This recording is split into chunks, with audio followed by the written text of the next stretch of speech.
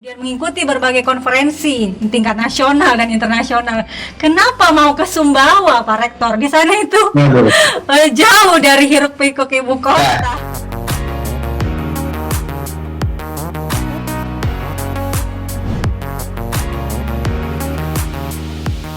Ya, terima kasih Mbak Mala. Ini pertanyaannya berat ini untuk dijawab.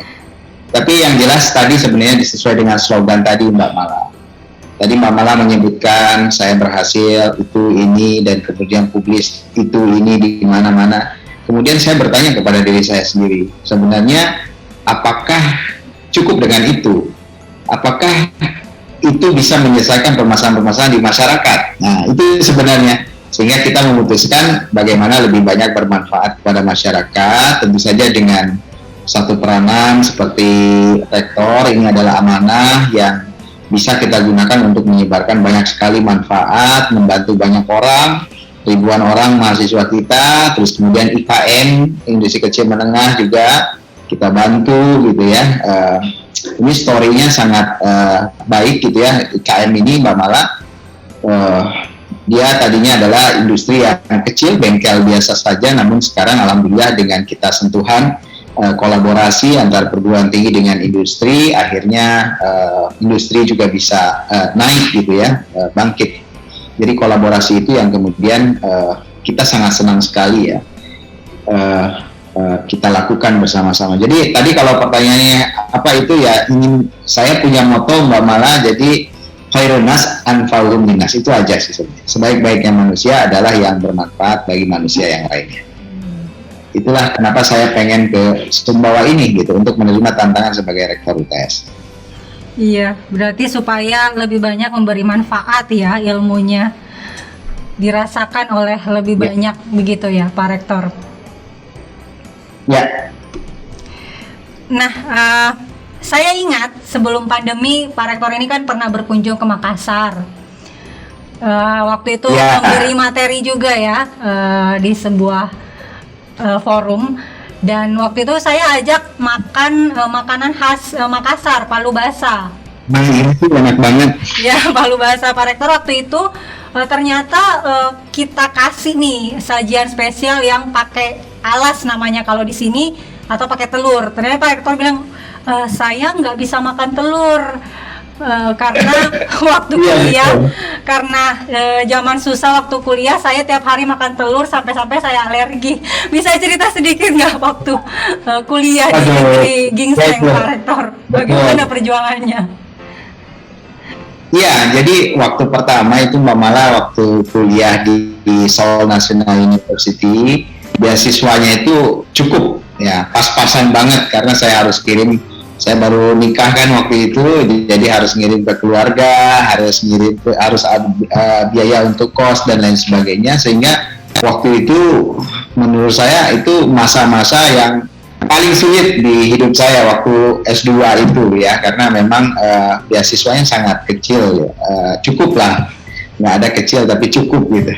Nah, karena cukup tersebut sehingga ya saya harus makan dengan, jadi di Korea itu Mbak Mala ada telur yang sudah diboil, jadi sudah dia warnanya tuh coklat gitu, tapi tinggal langsung makan saja. Nah, biasanya saya makan itu dengan mie gitu, untuk menghemat gitu kan. Saya pikir menghemat, taunya malah membuat sakit ya. Jadi ternyata protein di dalam darah saya itu sangat tinggi, kadar proteinnya. Saking seringnya ya. Nah, akhirnya kalau makan telur langsung jerawatnya tuh bisa jerawat batu. Itu ceritanya Mbak Mala. Oh, masih ingat aja nih Mbak Mala nih. Iya, jadi ternyata sebelum sampai di titik ini dulu pernah berdarah-darah ya, berjuang ya Pak Rektor waktu kuliah, merantau di negeri orang. Nah,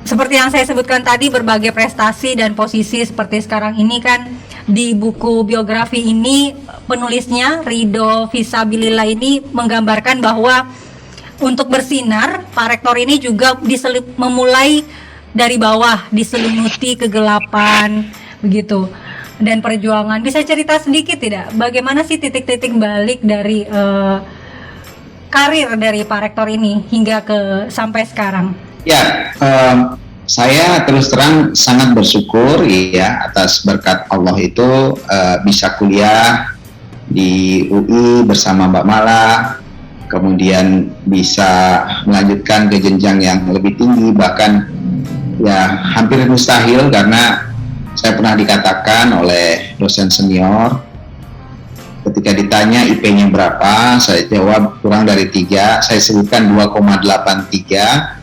Kemudian kata beliau, wah mustahil menjadi dosen karena dosen itu harus S2 katanya.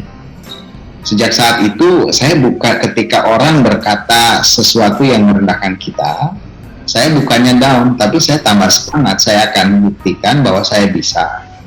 Akhirnya ya saya mencoba untuk apply beasiswa ke Seoul National University itu. Ternyata itu universitas terbaik di Korea Selatan. Saya juga belum tahu tadinya. Kemudian tanpa ya IP dengan seadanya itu, tapi kemudian alhamdulillah saya diterima di sana gitu. Jadi mematahkan mitos yang pernah saya dapatkan. Jadi saya sebenarnya sudah banyak orang yang underestimate lah dalam diri saya, tapi saya bilang ya kita akan buktikan dulu gitu. Jangan sampai kita itu kalah sebelum berperang. Jadi jangan sampai kita takut mencoba. Nah sekarang ini di zaman sekarang banyak anak-anak muda yang bermimpi saja sudah takut gimana mau mendapatkan sesuatu gitu. Jadi jangan kalah sebelum berperang, jangan berputus asa dulu, mencoba dulu aja yang terbaik. Kalau belum berhasil ya kita bisa mencoba terus dan berikhtiar. Insya Allah pasti ada hikmah di balik kegagalan-kegagalan yang kita miliki. Saya juga tidak semuanya berhasil, Mbak Mala. Begitu banyak sekali kegagalan-kegagalan yang saya anggap mungkin kegagalan gitu ya, tetapi hikmahnya banyak sekali dan pelajaran-pelajaran yang bisa kita dapatkan. Saya kira begitu, Mbak Mala. Nah, dalam perjalanan karir Anda tentu banyak pihak-pihak yang mensupport gitu, yang membuat Anda selalu bersemangat untuk meraih sesuatu. Siapa-siapa saja orang-orang yang berpengaruh dalam perjalanan karir Anda, Pak Rektor?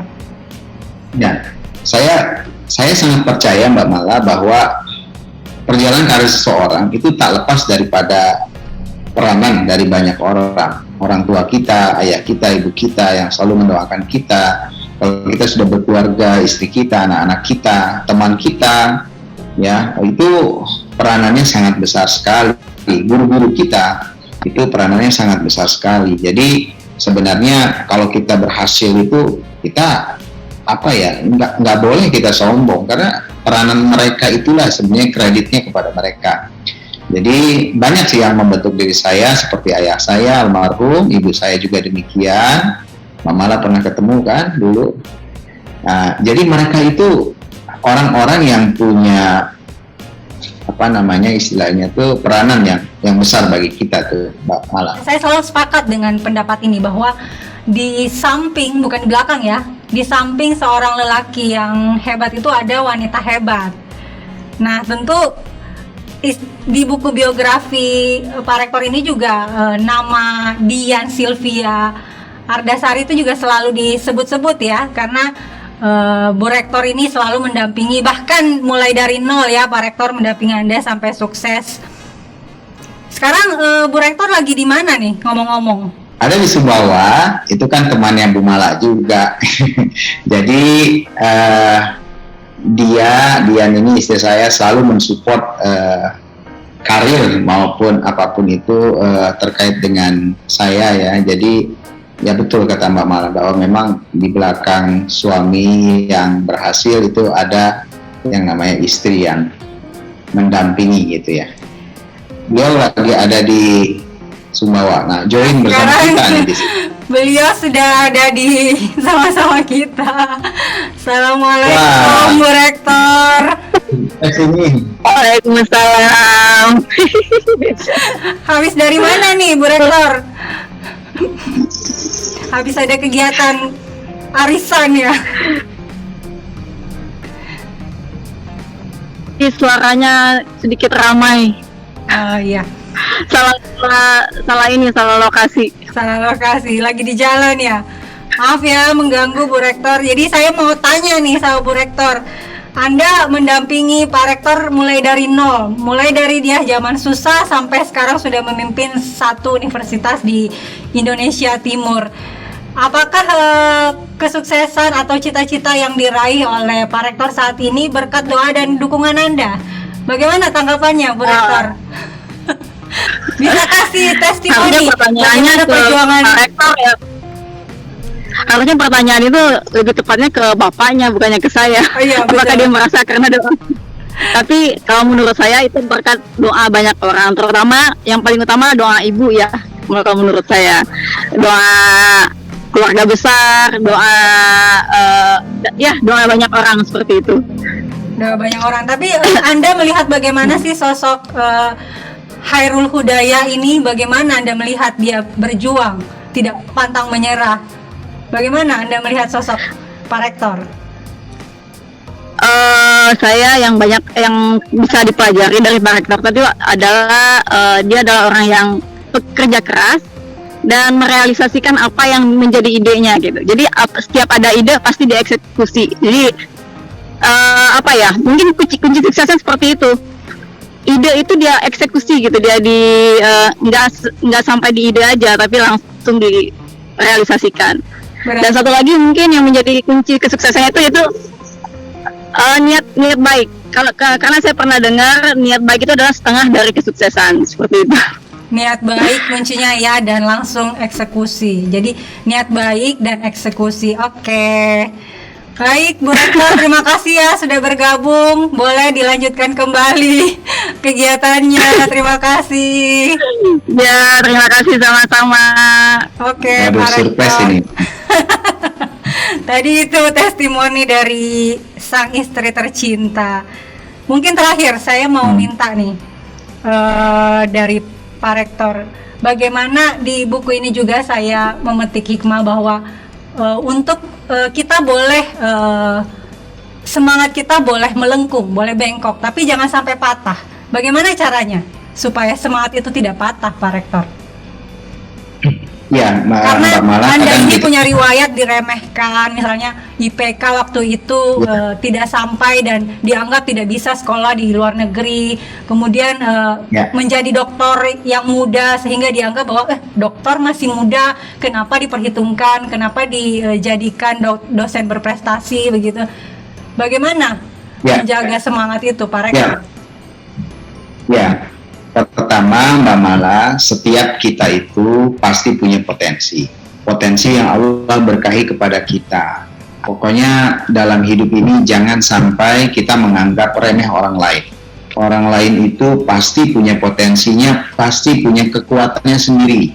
Bahkan orang yang kita anggap sebagai difabel, gitu, orang yang disabilitas misalnya, itu sebenarnya punya kemampuan yang lebih tinggi dibandingkan dengan yang lainnya gitu ya, sehingga jangan sampai kita merendahkan orang lain gitu. Itu yang pertama. Nah, kalau kita ingin memaintain agar semangat itu terus semangat gitu, memang harus jangan mengharapkan atas keriduan orang atau keriduan manusia ya.